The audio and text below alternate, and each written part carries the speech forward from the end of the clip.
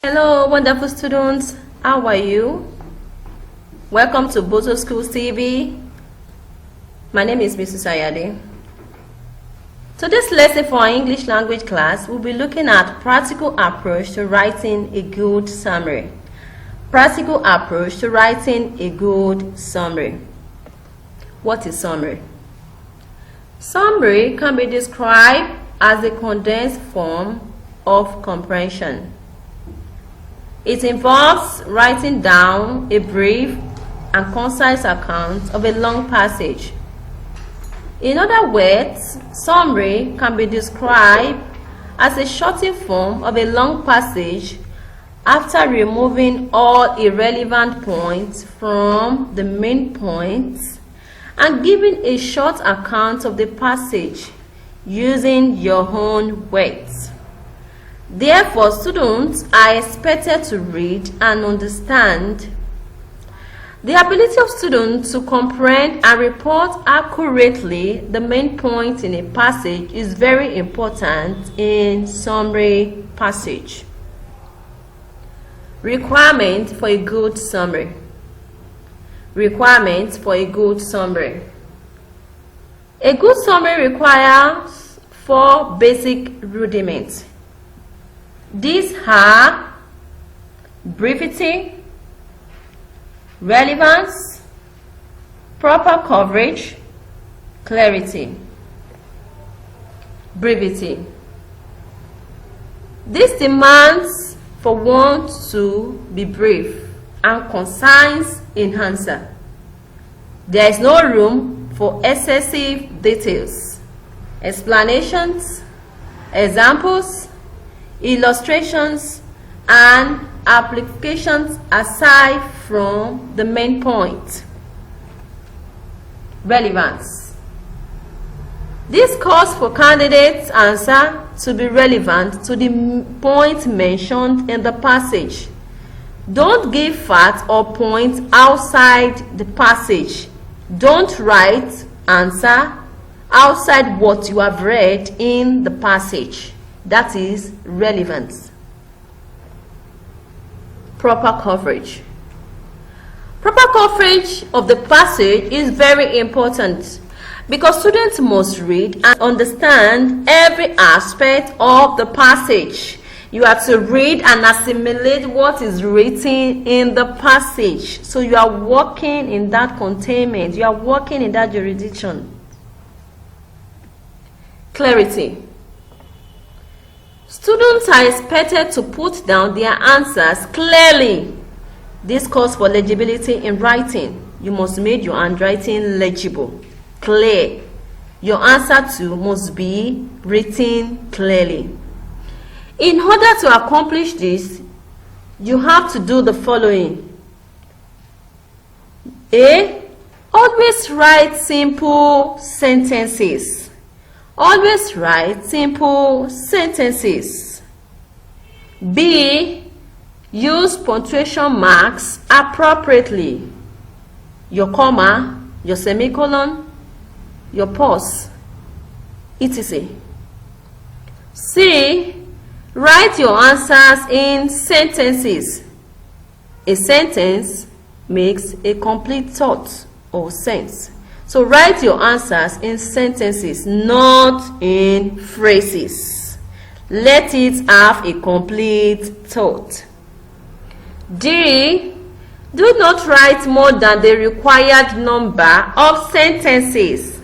Please, if you are required to write in a simple sentence, in 2 sentences, don't go and write more than what is required of you. E. Don't engage in mindless lifting of ideas from the passage. Use your own words. Don't lift words and join it with your own answer. It will make your answer to be lengthy and too much, thereby losing your marks. Methods of reading. We have so many methods of reading. But these 2 main methods you have to follow in order for you to be able to answer your comprehension or summary passages. Number 1, Use these two methods of reading for both summary and comprehension passages. The first method is skimming. The second method is scanning. What is skimming? Skimming is reading at the fastest speed to cover any reading material in a hurry. For example, you want to glance through a newspaper to see the headlines for the day. It is used in scouting for main ideas. For example, the title, headings, and the introductory paragraphs, etc. What is scanning? Scanning is the rapid and efficient location of specific words, facts, and details. A reader uses this method to search for a particular piece of information which he is aware is somewhere in the passage. You are looking for the main answer, facts, in the passage. So you need to be focused and pay attention to each of the words in order for you to be able to locate your specific words, facts, or details in the passage. Don'ts of summary. These are what you are not expected to do or write in answering your summary passages. The first thing, don't change words or attempt mindless lifting. I've told you about this. Don't just lift out word from the passage. Another one, don't write in phrase but in a complete sentence. Don't just write any words. Let your words have meaning. Let it have a complete thought.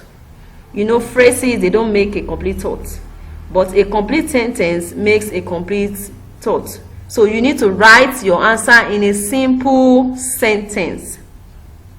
Another don't of summaries, don't use passive voice but present your answer in active voice. I'll give an example of that. For example, Ade killed a snake. That is an active voice. Ade killed a snake. That's an active voice. But don't write, not you are supposed to write in a passive voice and write a snake was killed by Ade. You are required to use an active voice in answering your summary.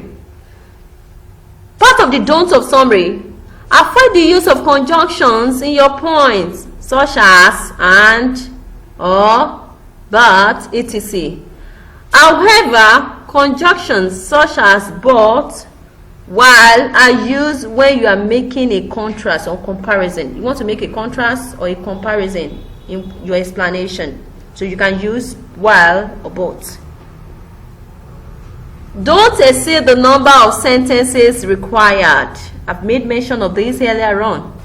Please follow the rule. If you have to write in a single sentence, write it. If you have to write in 2 sentences, please do. We are required to write in 3 sentences, 1 for each. Please make sure you follow the instruction given. Please don't forget to subscribe to our YouTube channel and to like our videos till I come your way next. Remember, COVID-19 is real. Always wear a face mask. Wash your hands regularly. Keep social distance. Thank you.